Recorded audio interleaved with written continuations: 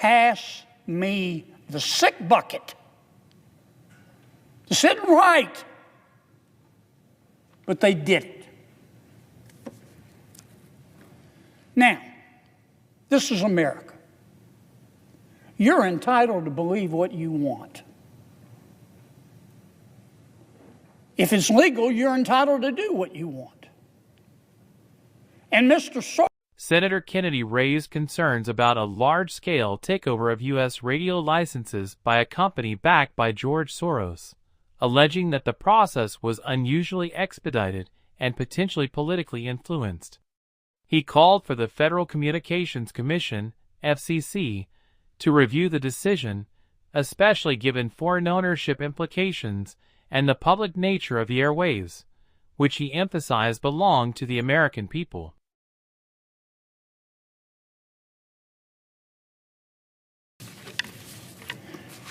Mr. President, last week, President Biden, I wish him well,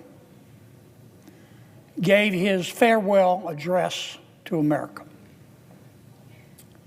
He said a number of things, but one in particular got my attention. He warned America about, quote, his words, not mine, quote, a dangerous concentration of power in the hands of very few ultra-wealthy people. President Biden went on to say, and I quote again, today, an oligarchy is taking shape in America of extreme wealth, power, and influence that literally threatens our entire democracy, our basic rights and freedoms, and a fair shot for everyone to get ahead, end quote. Now, I don't know who President Biden was talking about. But I know one particular circumstance about which I'm going to speak that fits his warning. Again, I don't know if the circumstance I'm about to describe is what President Biden meant, but if the shoe fits, wear it, Cinderella. Let me cut to the chase. Mr. George Soros is an oligarch. He's one of the wealthiest people in the world. He's a friend of President Biden's. Nothing wrong with that. In fact, President Biden just gave him, I think, the highest civilian honor that a president can give to a civilian, the Presidential Medal of Freedom. Mr. George Soros is buying WWL AM radio in New Orleans.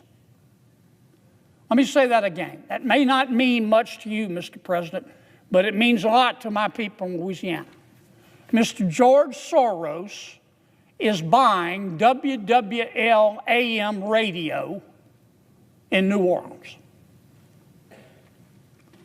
WWL AM radio is practically an institution in my state. It's been around since 1922. 1922. Over 100 years. It's a clear channel. It's what the communications experts call a clear channel Class A station. Its transmitter power output is about 50,000 watts. That's a lot, folks. That's the maximum for commercial AM stations in the United States. It's the lead station on the New Orleans Saints radio network. It's an important station. And Mr. George Soros is buying it. Now, what does that mean, and how did this happen?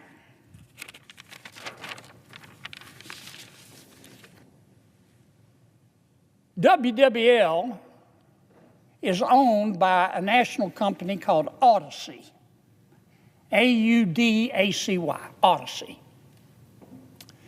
Odyssey has about 220 radio stations nationwide, one of which, of course, is WWL. Second largest radio network in America. It reaches, I think, 45 different markets throughout our country, Mr. President. 165 million Americans. It's huge. Odyssey borrowed too much money. They took on too much debt. They took on about $1.9 billion worth of debt, and they couldn't service that debt with their revenues. So what did they do? They did what many other corporations do when they can't service their debt. They went into what's called Chapter 11 bankruptcy. Not Chapter 7. Chapter 7 is when they liquidate the company. Chapter 11 bankruptcy is when a company goes into bankruptcy in front of a bankruptcy judge and says, Judge, we want to get all of our creditors and debtors together and restructure our cash flow and our debt so we can come out of this bankruptcy a surviving entity. They went into Chapter 11 with a bankruptcy plan. Mr. George Soros immediately pounced. He, of that $1.9 billion in debt, he bought about $415 million of it, cash on the barrelhead, paid 50 cents on the dollar. One of the tenets of the reorganization was that all the current shareholders would be wiped out. The new creditors would assume equity positions in the company. I know that sounds complicated, and it can be, but really what it means is that the bondholders, one of which is Mr. Soros after he bought the $415 million worth of debt, became a shareholder. And Mr. Soros is now the largest single shareholder in Odyssey radio stations, including WWL AM in New Orleans, an institution. Now, in America, you can't just go do this. Why is that? Because those airwaves on which WWL and the other radio stations broadcast, they don't belong to the radio stations. They belong to you, and you, and you, and you. These airwaves, the spectrum, if you will, they're owned by the American people. And years ago, we created the Federal Communications Commission, the FCC. We set it up to be in charge of the airwaves that belong to the American people, to make sure that those airwaves were being used prudently by radio stations. For example, if a radio station is bought by a bunch of foreign nationals or foreign entities, the FCC has got to approve it. For example, anytime a broadcast license, as is the case with Odyssey, is transferred, the FCC has to approve it. So Mr. Soros's purchase of WWL radio and the 219 other radio stations had to go before the FCC. And it did. And it went, the approval for Mr. Soros went through the FCC like green grass through a goose.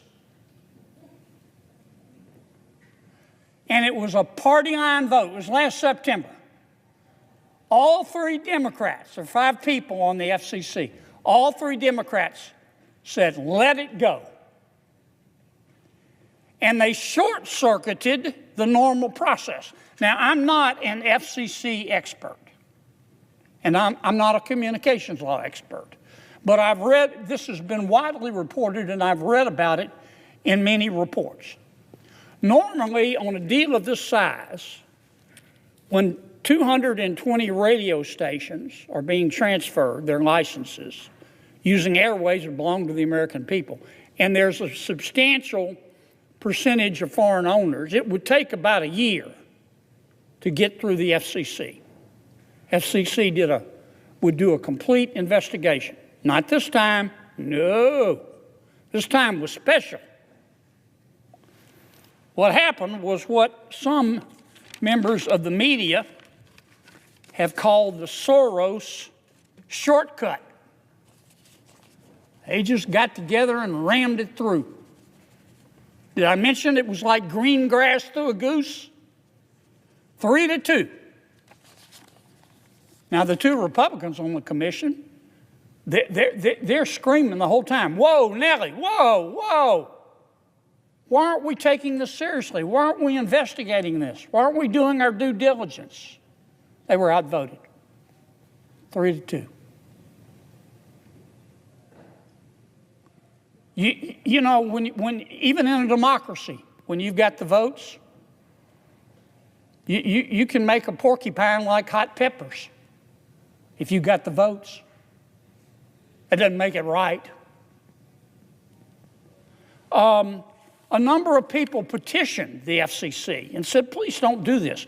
One of the groups that petitioned the FCC was a group called Media Research Center.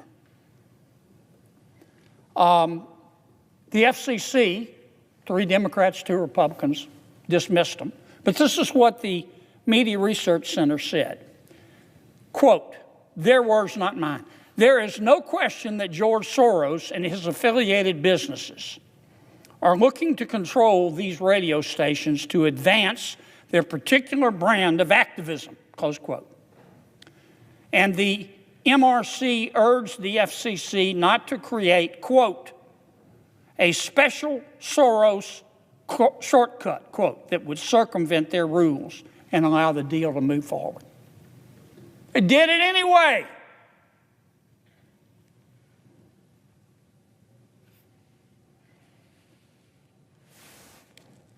Here's what Mr. Troy A. Miller,